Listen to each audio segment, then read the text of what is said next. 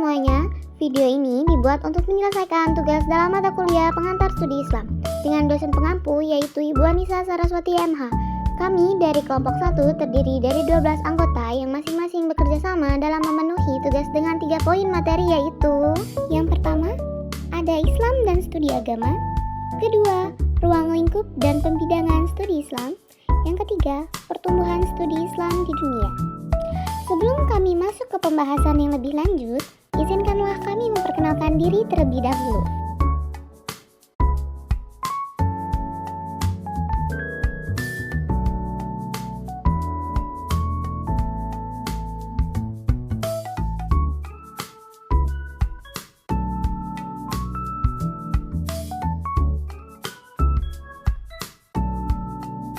Langsung saja masuk ke pembahasan materi yang pertama. Materi pertama ini akan dibagi menjadi 5 pemateri. Yang pertama yaitu Irgi akan menjelaskan tentang definisi agama. Yang kedua ada Afan yang akan menjelaskan tentang definisi Islam. Yang ketiga ada Alia yang akan menjelaskan tentang pengertian studi agama. Yang keempat ada Alvito yang akan menjelaskan tentang urgensi studi Islam. Dan yang terakhir ada Aldi yang akan menjelaskan tentang tujuan studi Islam. Selamat mendengarkan. Definisi agama. Agama berasal dari bahasa Sanskerta a dan gam. A berarti tidak dan gam berarti pergi. Jadi kata tersebut berarti tidak pergi, tetap di tempat, langgeng, diwariskan secara turun-menurun. Dalam pandangan Islam, istilah agama selalu dihubungkan dengan istilah din, millah, wijhah, dan syir'ah.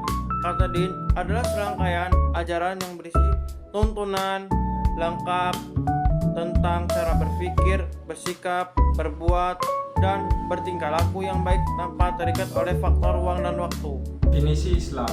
Dari segi kebahasaan, Islam berasal dari bahasa Arab, yaitu dari kata aslama dan salam yang merupakan fi'il madi, kata kerja lampau. Adapun mengenai pengertian Islam dari segi istilah, menurut Harun Nasution adalah agama yang ajarannya diwahyukan Tuhan kepada manusia melalui Nabi Muhammad SAW. Sebagai Rasul, Islam pada hakikatnya membawa ajaran-ajaran yang tidak hanya mengenai satu segi, tetapi mengenai berbagai segi dari kehidupan. Pengertian studi agama. Studi agama secara etimologis merupakan terjemahan dari bahasa Arab yaitu dirasah Islamiyah. Sedangkan dari bahasa Barat dikenal dengan istilah Islamic Studies.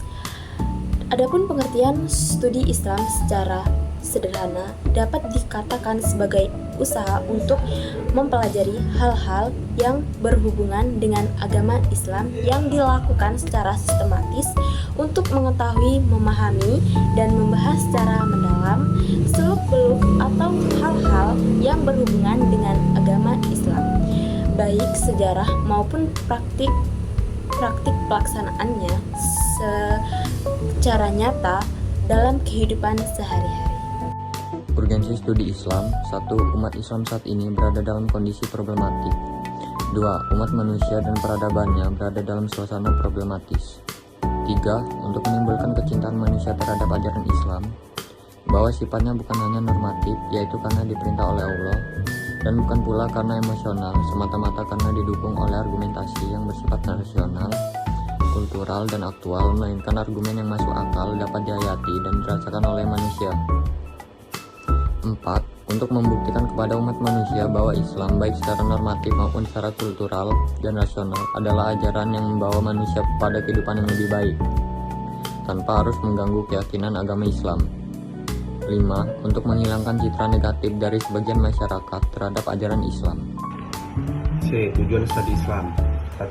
Mempelajari secara mendalam hakikat agama Islam dan posisi serta hubungannya dengan agama-agama lain dalam kehidupan manusia.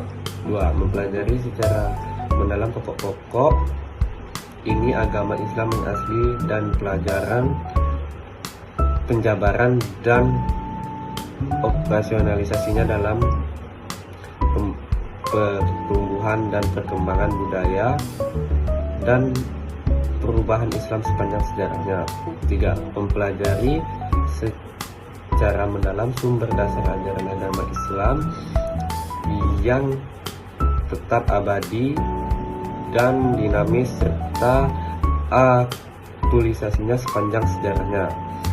4. Mempelajari secara mendalam prinsip-prinsip nilai-nilai dasar ajaran agama Islam dan realisasinya dalam membimbing dan mengarahkan serta mengontrol perkembangan budaya dan kerendahan manusia pada zaman modern ini. Pembahasan materi yang kedua ini akan dibagi menjadi 4 pemateri. Yang pertama, yaitu Haikal akan menjelaskan tentang akidah dan syariat. Yang kedua, ada Salsa dan Iko akan menjelaskan tentang akhlak. Dan yang ketiga, ada Aileen akan menjelaskan tentang hubungan antara akidah, syariat, akhlak, dan pembidangan lainnya. Selamat mendengarkan. Saya akan melanjutkan materi yang telah dijelaskan oleh teman saya, yaitu bab 2, ruang lingkup dan pembidangan studi Islam. Kita mulai dari materi yang pertama, yaitu A. Akidah. Akidah berasal dari kata aq yang artinya ikatan, kekuatan, kepercayaan, dan penetapan. Lalu secara istilah, menurut Ibnu Khaldun, akidah adalah ilmu argumentasi rasional atau akli tentang akidah keimanan dan bantahan-bantahan terhadap paham-paham bid'ah yang menyeleweng dari pendapat-pendapat dan keyakinan para ulama ahli sunnah. Lalu selanjutnya ruang lingkup akidah. Ruang lingkup kajian akidah yang pertama berdasarkan rukun iman, lalu yang kedua berdasarkan pengelompokan tema tertentu yaitu ilahiyat, nubuwat, dan sam'iyat, dan yang ketiga yaitu melalui pengelompokan mazhab atau aliran seperti Khawarij, Syiah, Murji'ah, Mu'tazilah, dan Maturidiyah, dan lain sebagainya yang dapat dilihat di materi. Lalu materi yang selanjutnya yaitu yang B tentang syariah. Syariah secara bahasa artinya sumber air, dan secara istilah yaitu penunjukan makna jalan akan aturan-aturan atau penetapan aturan hukum yang telah ditetapkan oleh Allah Subhanahu wa taala. Lalu ruang lingkup kajian fikih. Yang pertama, ruang lingkup kajian fikih dibagi menjadi 2, yaitu ibadah dan muamalah. Lalu aturan yang kaitannya dengan tindakan seperti kewajiban, anjuran, kebolehan, hindaran, dan larangan. Yaitu yang kedua, aturan yang kaitannya dengan situasi, yaitu prakondisi, penyebab, pencegahan, dispensasi, dan lain sebagainya yang dapat dilihat pada materi juga. Dan yang terakhir yaitu bidang fikih. Bidang fikih yaitu mencakup muamalah, siasah, munakahat, ukubat, adab teologis, kebersihan dan kesehatan, serta fikih jihad. C. Akhlak. Kata akhlak berasal dari bahasa Arab, yaitu huluk. Jamaknya adalah akhlak. Secara bahasa, kata ini mengandung arti tabiat, perangai, dan agama. Mengenai definisi akhlak, Ibnu Al-Jauzi menjelaskan bahwa al-huluk adalah etika yang dipilih seseorang. Dalam ruang lingkup akhlak dibagi menjadi 5, yaitu akhlak pribadi, akhlak berkeluarga, akhlak bermasyarakat, akhlak bernegara, dan akhlak beragama. Akhlak pribadi dibagi menjadi 4, yaitu yang diperintahkan awamir, yang dilarang nawahi, yang diperbolehkan mubahat, dan akhlak dalam keadaan darurat. Yang kedua yaitu akhlak berkeluarga. Akhlak berkeluarga dibagi menjadi 3, yaitu kewajiban antar orang tua dan anak, kewajiban antar suami dan istri, dan kewajiban antar karib kerabat. Yang ketiga yaitu akhlak bermasyarakat. Akhlak bermasyarakat dibagi menjadi 3, yaitu yang dilarang, yang diperintahkan, dan kaidah-kaidah adab. Yang keempat yaitu akhlak bernegara. Akhlak bernegara dibagi menjadi 2, yaitu hubungan antar pemimpin dan rakyat, dan hubungan antar negara lain. Yang kelima yaitu akhlak beragama. Akhlak beragama dibagi menjadi 2, yaitu kewajiban terhadap Allah dan kewajiban kewajiban terhadap Rasul. Menurut sistematika yang lain, ruang lingkup akhlak antara lain: 1. Akhlak terhadap Allah SWT. 2. Akhlak terhadap Rasulullah SAW. 3. Akhlak pribadi. 4. Akhlak dalam keluarga. 5. Akhlak bermasyarakat. 6. Akhlak bernegara. Akhlak dibagi berdasarkan sifat dan objeknya. Berdasarkan sifatnya, akhlak terbagi menjadi dua bagian, yaitu 1. Akhlak memudah, akhlak terpuji atau akhlak karimah, akhlak yang mulia. 2. Akhlak mujuromah, akhlak tercela, atau akhlak syariah, akhlak yang jelek.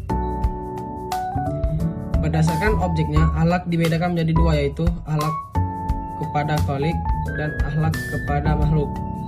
Hubungan antara akidah, syariat, dan akhlak. Akidah, syariat, dan akhlak merupakan tiga hal yang tidak bisa dipisahkan, sebab dalam tataran praktiknya, ketiganya menyatu secara utuh dalam pribadi seorang muslim. Keterkaitan akidah, syariat, dan akhlak dapat digambarkan bahwa akidah merupakan keyakinan yang mendorong dilaksanakannya aturan-aturan syariat Islam yang tergambarkan dalam perilaku hidup sehari-hari yang disebut akhlak.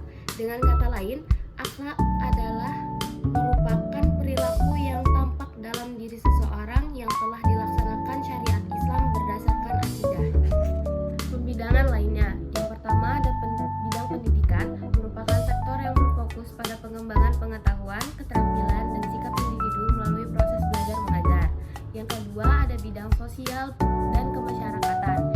Ini adalah bidang yang terkait dengan hubungan antara interaksi antar individu di dalam masyarakat. Yang ketiga, bidang politik. Bidang ini mencakup segala sesuatu yang berkaitan dengan kekuasaan, kebijakan, pemerintahan, serta pengelolaan negara atau wilayah. Yang terakhir ada bidang ekonomi. Bidang ini berfokus pada produksi, distribusi, dan konsumsi barang dan jasa di dalam masyarakat. Akhirnya sampai di pembahasan materi yang terakhir. Pembahasan ini akan dijelaskan oleh 3 pemateri. Yang pertama ada Aulia yang akan menjelaskan tentang sejarah pusat studi Islam. Yang kedua ada Haikal yang akan menjelaskan studi Islam di Barat dan kritik terhadap studi Islam di Barat. Dan yang terakhir ada Alivia yang akan menjelaskan studi Islam di Indonesia. Pada bab terakhir pembelajaran ini kita masuk pada bab 3, yaitu yang berjudul Pusat Studi Islam di Dunia.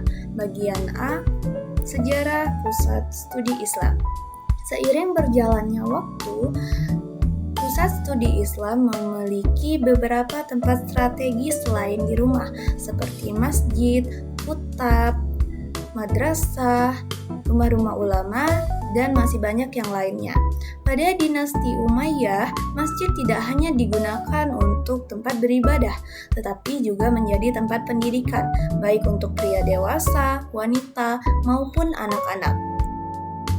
Kemudian ketika Harun ar-Rasyid tahun 813 sampai 833 memimpin pada masa dinasti Abbasiyah, budaya dan peradaban Islam berkembang pesat, baik di bidang pendidikan, ekonomi, pemerintahan, dan politik. Namun, setelah masa kejayaan ini, dunia Islam mengalami penurunan baik di bidang pendidikan maupun budaya. Setelah penurunan tersebut, umat Islam kemudian mengalami kehancuran. Lalu, pada awal abad ke-19, umat Islam mulai menyadari pentingnya pendidikan dan budaya yang sudah tertinggal dari dunia barat. Usaha untuk membangun Islam pun dimulai. Salah satunya melalui reformasi yang dipelopori oleh Muhammad Ibnu Abdul Wahhab yang mengajak umat untuk kembali pada ajaran Al-Quran, hadis, dan kehidupan Rasulullah serta masa Khalifah Rasyidin. Studi Islam di Barat. Studi Islam di Barat dimulai saat adanya gerakan mempelajari Islam sejak abad ke-12, yang mana pusat-pusat studi Islam di Barat ini terletak di beberapa negara seperti Kanada, Amerika Serikat, Inggris, Jerman, dan lain sebagainya. Dan kita masuk ke materi selanjutnya, yaitu yang D, kritik terhadap studi Islam di Barat. Kritik terhadap studi Islam di Barat yang pertama yaitu tidak menguasai bahasa Arab dengan baik, sens bahasa yang lemah, dan pemahaman yang terbatas karena bahasa Arab merupakan salah satu bahasa yang variatif. Lalu yang kedua, orientalis Barat yang sangat memegang teguh doktrin-doktrin yang tidak boleh dikritik. Lalu yang ketiga, banyak kajian orientalis yang berkaitan dengan kepentingan negara-negara tertentu. Yang keempat, terdapat satu orang tokoh yang mengkritik studi Islam di Barat, yakni Az-Zumardi Azra. Ia mempunyai kritik terhadap suatu studi Islam di Barat, yakni yang pertama, kajian di Barat cenderung esensialis. Yang kedua, dimotivasi oleh kepentingan-kepentingan politis. Yang ketiga yaitu upaya melestarikan kebenaran atas nama intelektual dan akademis. Oke, di sini saya akan menjelaskan tentang studi Islam di Indonesia. Pada awalnya, studi Islam di Indonesia itu dilakukan oleh para ulama. Seiring dengan berjalannya waktu, institusi pendidikan Islam itu berkembang sesuai dengan perkembangan sejarah Islam. Sistem pendidikan dan pengajaran madrasah pada awalnya merupakan hasil kumulasi dari transformasi pendidikan yang diselenggarakan di masjid. Setelah terbentuknya sekolah madrasah, mulai dari ibtidaiyah sampai dengan aliyah, muncullah perguruan tinggi atau sekolah tinggi Universitas Islam Indonesia atau yang sering disebut dengan UII. Universitas ini merupakan perguruan tinggi yang pertama kali memiliki fakultas non-agama. Studi di lembaga ini itu berlangsung selama 2 tahun sampai mencapai gelar sarjana muda, ditambah 2 tahun lagi sampai mencapai gelar sarjana. Sekian video presentasi dari kami. See you.